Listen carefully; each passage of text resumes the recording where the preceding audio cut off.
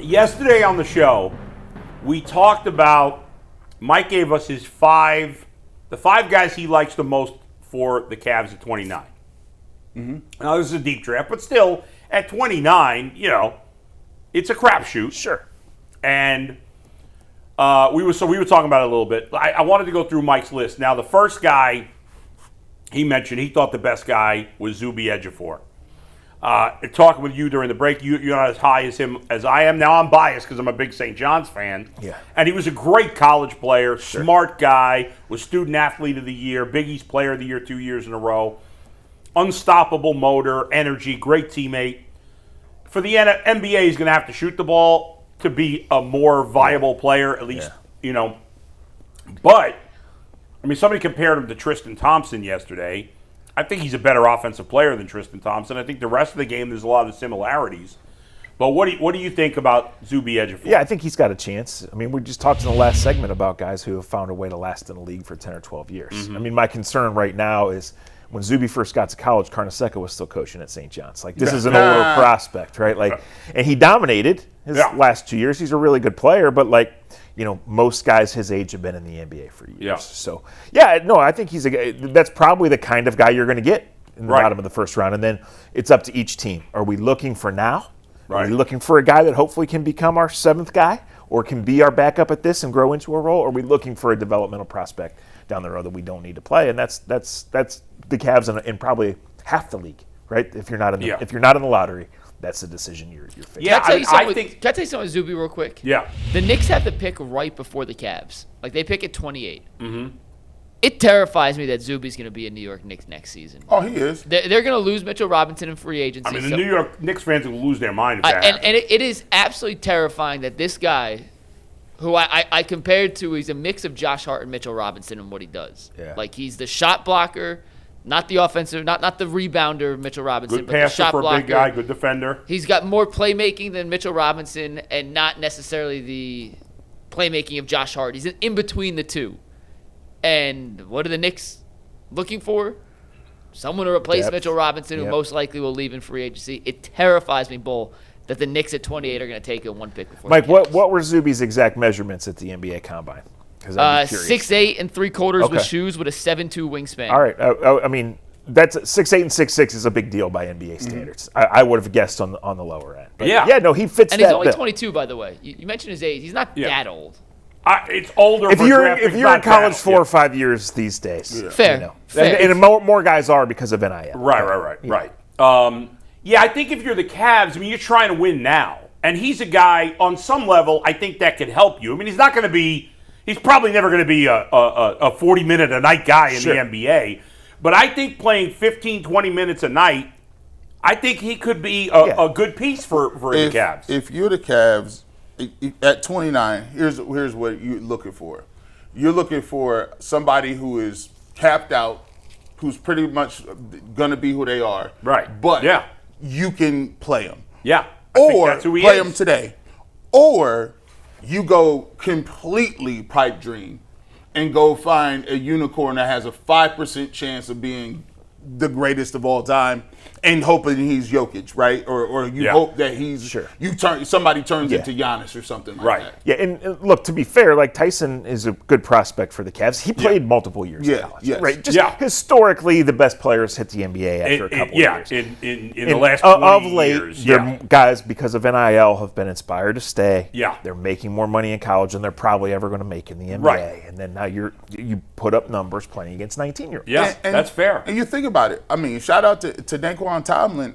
He made the roster and got a guaranteed contract because the Cavs are that thin up front. Right. Yeah. So this guy obviously would probably be an upgrade to Daquan Tomlin. Yeah. Oh, definitely. And hey, listen, at least you're because when the Cavs are playing in the playoffs, we keep saying this all the time. We always think the Cavs are deep. We always think they are until they play other teams. And you're like, in the playoffs. In the playoffs, you're like, we only got 6 guys. We got 5 guys. Donovan needs a break.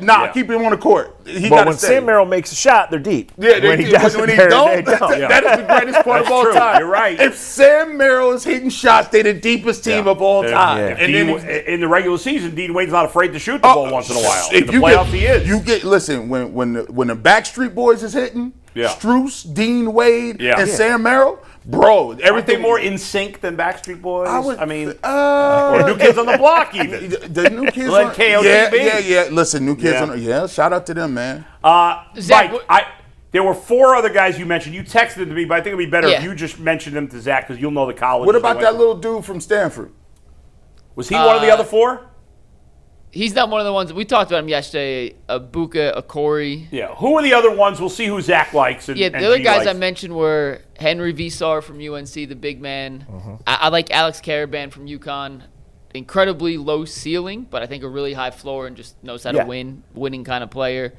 Josh Jefferson from Iowa State, questions with his athleticism, but in terms of playmaking as a connector, I think he fits in. And then Allen Graves from Santa Clara. I don't think he'll be there at 29. If he is, he's the pipe dream, but he is the highest upside considering he's a freshman and the defensive upside is Yeah, Santa he's Clara. probably not going to be there at 20. I think Visar from North Carolina is very interesting. Another guy that I'm not sure will be there at 29. So listen, how come? Hey, McNuggets, how come we can't get that? How come we can't get that wing from North Carolina? Caleb Wilson? Because he's going to go in the top Going 4. number 4. I like doing that. I like throwing out names that you have I did ask on Twitter today, and I've gotten a couple good answers. Zach, I'm curious what you. If somehow the Cavs had the 5th pick in this He's draft, nice. like if just in a world, the pick swap that they had landed them the 5th pick in this draft. Yeah. You don't have to give up anything. It's the same roster. The top 4 go as expected in some order: DeBansa, Peterson, Boozer, and Caleb Wilson. Who would you take at 5? Want to mention some options? I mean, I really like Acuff. I'm not sure that the Cavs could take him, though. You know, that's where it starts for me. Who else would be in that mix then if it goes chalk, the top 4? I mean, the next couple picks are most likely Acuff, Wagler, Mikel Brown. Mara, the big man from Michigan. Yeah. I actually like his counterpart, Yaxel, who'd be my pick at 5. Yeah, I think. Based on the roster the Cavs have, and if you're looking to plug and play a guy in, he would be the guy I'd take at 5. But Yeah, and again, same deal. Like Yaxel's 24. You know, it took him a while to dominate in college, but he's going to be a good NBA player. Is he going to be a great one? I probably see. That's the thing. I always tend towards size in the NBA, but I think Acuff is going to be electric. I just don't think. Maybe it's just me. I watched all Boozer's game. He scares me because he plays below the rim. Like I would. Gee, he's got a superpower though. What is it? For someone he measured 6'9" without shoes. He's gonna be 6'10" with shoes. He is such a fast processor of information. There is no chance he's not a really good NBA player. Is he gonna be a superstar and MVP level guy? I don't think so. There's no way he's not a really, really, really good NBA player from the first day he steps on the court. Elite processor at his size with his skill set. There's no way that doesn't have a successful career. If he, you know why he scares me? I don't know why. He's a much better, I think, player on the perimeter than this guy. But I remember Emeka Okafor being a monster. And Emeka Okafor at Duke was like, I'm like, oh. Look at the NBA. I mean, but his first year, I mean, I think he averaged almost 20 points a game almost. Like, What happened? they realized that he's not a stretch. You got to be able to shoot. And stretch fours came in and got him up out of here. But look, man.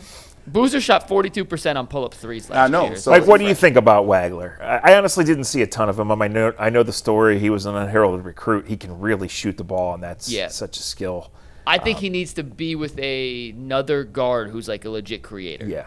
I don't think he could be your primary facilitator point guard. I think he's almost better in a two-guard role.